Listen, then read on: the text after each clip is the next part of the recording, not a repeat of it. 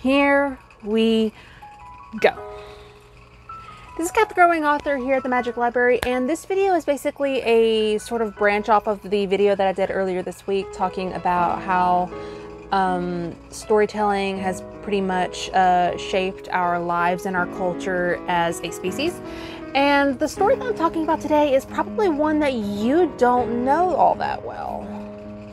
In fact, if you do know this video, if you do know about what I'm about to talk about, please comment down in the description, because I would love to know who knows this stuff and who doesn't. This takes a little bit from history, but it also has become one of the most important pieces of storytelling that talks about tradition and honor in Japanese culture. And yes, I know, I am plain Jane just white. I'm probably the most whitest white that you could see. That's not genetically or bleached blonde. I'm sorry for any of my blonde friends, but you sort of, you get the stigma. In today's video, we are going to be talking about the 47 Ronin.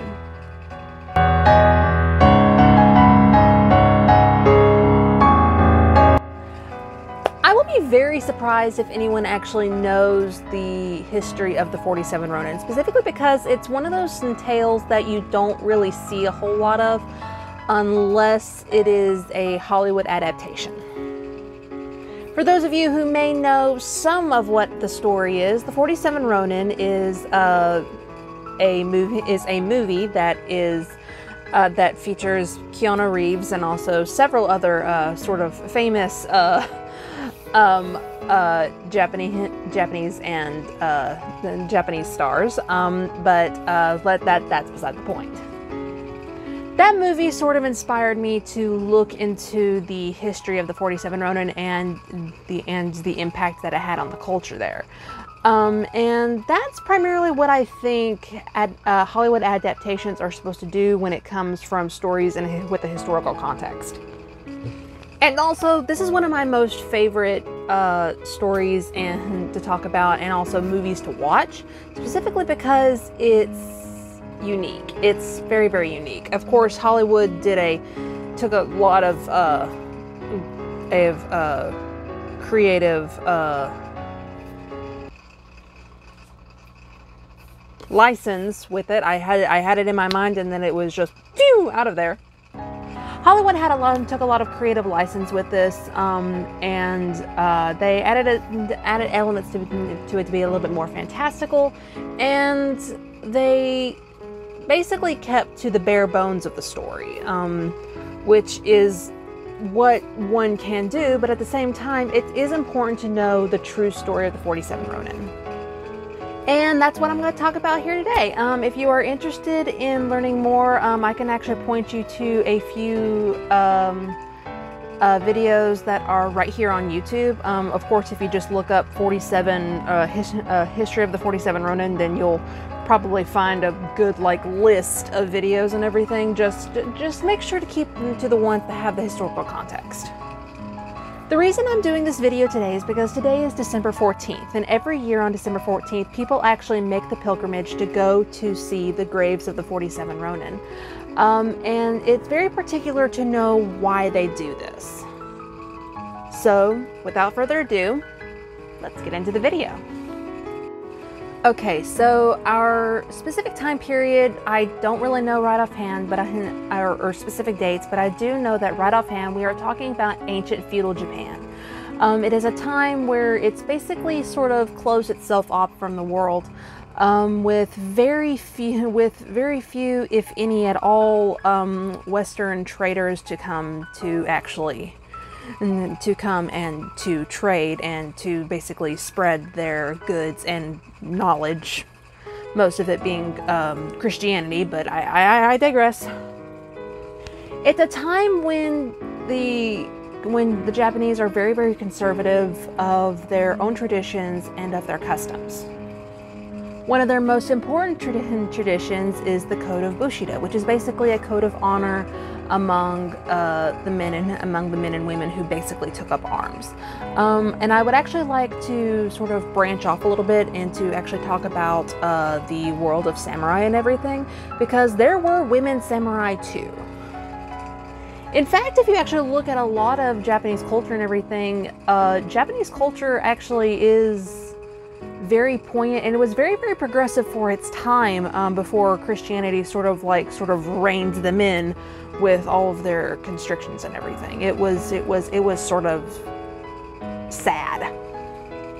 I mean, if you look at it, if you were to step through a portal and walk out into ancient feudal Japan, you'll find that most male samurai actually had male lovers. This was nothing new, and this was nothing to be ashamed of, because they really didn't. The only reason that they were ashamed of it now is because of the Christian views that were brought to them on trade missions and everything. That's it. But I digress. Let's get back into the history. So this story begins as it often does. It begins with a betrayal, and this betrayal is sort of not necessarily sanctioned, but it sort of limits the people involved with what they do. I had to make sure I got some facts here, because this was, I wanted to make sure I at least had some of this right. Okay, and this, I was sort of right about the betrayal and everything, but this was more like psychological tactical warfare on the enemy's part. In 1701, a nobleman named Asano Naganori, the lord of the province of Ako, was asked to help carry out certain formal duties at the shogun's court in Edo. An arrogant official named Kira Yoshinaka, however, was so unhelpful and treated Asano with such open contempt that the latter actually lost his temper and drew his sword and attacked him. Not all that different from how the movie portrayed it, but it's that where there was an unnecessary romance story in the movie, but here it's straightforward. Because he had dishonored himself and everything, Asano was commanded to basically commit seppuku, which is basically honorable suicide. It was to help restore the honor to his house and to his people. This, however, did not go so well for the samurai under Lord Asano. There were 47 sort of bodyguards for Lord Asano, and all of them were samurai, but because they had lost their master, and they were sort of demoted to the rank of Ronin, which basically means that they were dishonored in such a way. Because they were followers of the Code of Bushido and the honor that it upheld, they decided that they needed to take revenge, no matter what the consequences and everything. In the movie and everything, the leader of the 47 Ronin, I keep forgetting his name, says that if they succeed, they'll be hanged as common criminals, but if they die with honor. Either way, they were doing this to avenge their master, and that was the most important part of all of this to them. Now, keep in mind, usually when you're wanting to take revenge, you plan everything out, which they did. In fact, they planned for 2 whole years before they finally decided to take action. The oldest of the 47 Ronin, who was just reaching his 80s, actually dropped out, but the rest of the 46 Ronin, on a cold night in January 1703, decided to infiltrate Lord Kira's house, and they... Okay, so little bit of thing about Kira Yoshinaka is that he was arrogant and he was just, he was a little just pansy. He was a pansy. Let's just say that he was a pansy. That's the kindest thing I can say on YouTube without getting demonetized or just going full-scale Irish swearing. They infiltrated the house and Lord Kira escaped, but they found him in an outhouse and they killed him there. They took off his head. Wait, they took off his head? Ah, yes, okay. It says here that the triumphant Ronin cut off Kira's head and carried it in a bucket the few miles to the temple to put it on their lord's grave. Basically telling their lord that, the spirit of their lord and his ancestors, that he had been avenged. And this is where the story sort of takes a sad turn.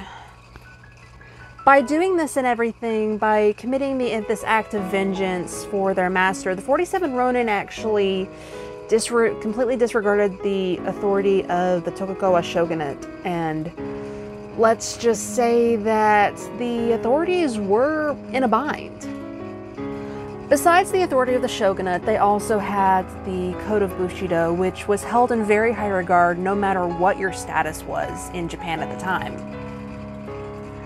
So basically, they weren't told to commit seppuku. The term that they use here was that they used is harakiri. I don't know what harakiri is. Hold on a second. Okay, so harakiri is basically seppuku. It's ceremonial suicide. Oh dear. Okay, so that answers my question there. Joy. But after earnest consideration, Shogunate Tokugawa basically commanded that all of the 46, that all of the Ronin and everything were to do harakiri or seppuku, and all of them agreed. Now, to keep in mind, the 47 Ronin aged anywhere from 15 to 77, and they all promptly obeyed this edict. Because to them and everything, this was an honor. They did it to avenge their lord, and they did it no matter the consequences. After this and everything, they became heroes and role models, and their story is a major theme in Japanese theater, in kabuki theater, where they have the masks and everything. It is a tale that is often told in that kind of theatrical display. They were buried in the same temple with their lord, and their graves are a visitor attraction in Singakuji Temple in Tokyo. Yeah, that's, and to be clear, this is one of the places I actually want to visit and everything. So yeah, that's the story of the 47 Ronin, and the reason I wanted to bring it up is because today is December 14th, and this is the day that is mostly celebrated in reverence to the act that they did. In fact, every year people go to the graves of the 47 Ronin to honor them, to honor the selfless acts that they did and what they did to regain the honor of their house. And this is one of my favorite stories to talk about how it's shaped us and everything as a culture, and especially Japanese culture, because Japan has, this is not the only, this isn't the only story to talk about honoring people and the honor that you do towards another person in circumstances like this. It's a very profound theme in a lot of in a lot of literature in Japan, and I think it's important that it's just I hate the fact that nobody talks about it enough. I really do not. I hate that that nobody talks about it.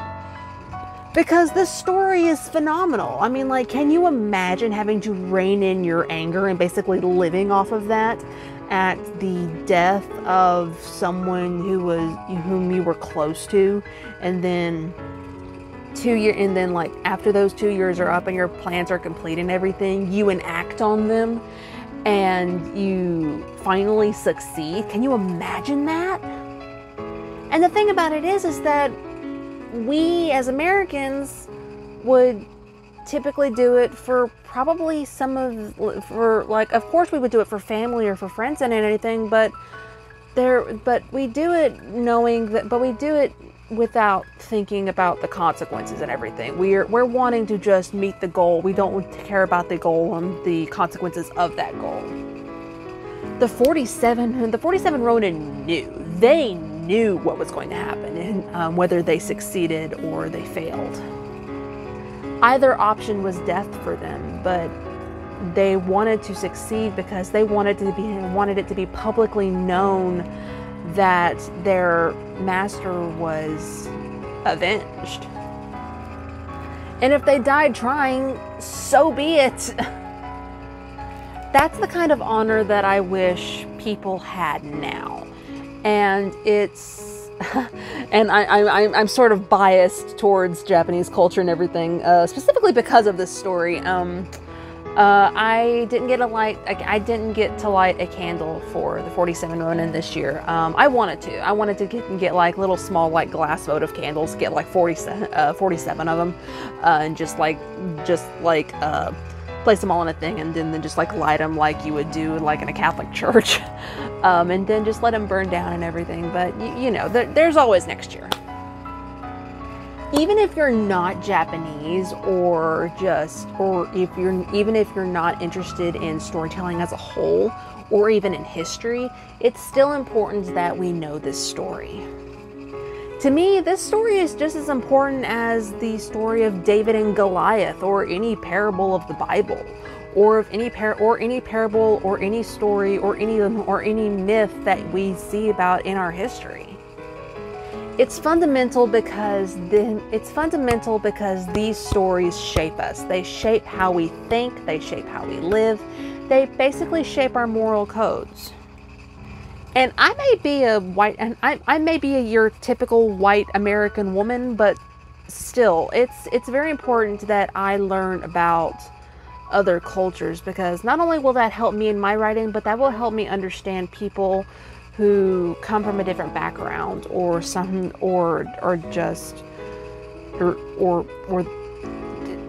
important to me. I think that's going to be it for this video and everything. I'm sort of glad you guys let me ramble on about the 47 Ronin today. Thank you so much for that. I appreciate that. If you like this video and you're interested in more videos like this, talking about the history of some stories and how they appeal to us and everything as a culture, because it still has to do with storytelling, please go down to the description below and tell me about a story that you find very influential, either to yourself, us as a culture. Just let me know. I'm interested in researching these things, and I may actually end up doing a series about this. I don't know. I was very interested in that, so I liked it. Please like, comment, and subscribe if you liked this video and you want to see more videos like this. I still don't know how to do these videos. I've been doing these videos for like almost a year now, and you would think I would get used to doing outros. Shameless plug alert, Seraphim Awakening comes out January 3rd of 2024, and if you are interested in a pre-order, please go to the Amazon link down in my description to get it and to pre-order it. And also, if you are interested in the giveaway, please put your username down in the description below, along with your first and last name. If you want. If you follow me on, if you're part of the Discord and everything, then you can DM me and we can talk about the details if you win as part of the giveaway. So that I may be ordering some books from some of the books for Arborea Lux as well, and I will put that and this together, because you sort of need to read Arborea Lux before you read this. But I'm excited for this book to come out and everything. I designed the cover myself, and I'm very excited for it. But if you want to buy them yourself, the links for either are down in the description below. If you wish to support me and my channel and everything, please give me a tip on Ko-Fi or go to my Printify shop and buy some merch. And if you want to keep up to date and everything, please go and follow all my socials down in the description. I've got an author page on Facebook as well as a writing group. I've got Twitter/x.com. I've got Instagram, and I've got TikTok. I still need to do some stuff on TikTok. I just got a green screen, so I'm trying to find a place to put that so I can do that and everything. That's going to be fun. I also have a new backdrop that my mom got me for Christmas, so I'm trying to find a good place to put that as well. But as always, thank you guys so much for just coming and hanging out today on this joyous occasion and a time for honoring something that may not necessarily be part of our culture, but it's a part of somebody's culture. And I think it's important that either way we honor that. This is Kat the Growing Author here at the Magic Library, and I'll see you in the next video, which will probably be tomorrow because I've actually got another video planned for tomorrow. So, bye!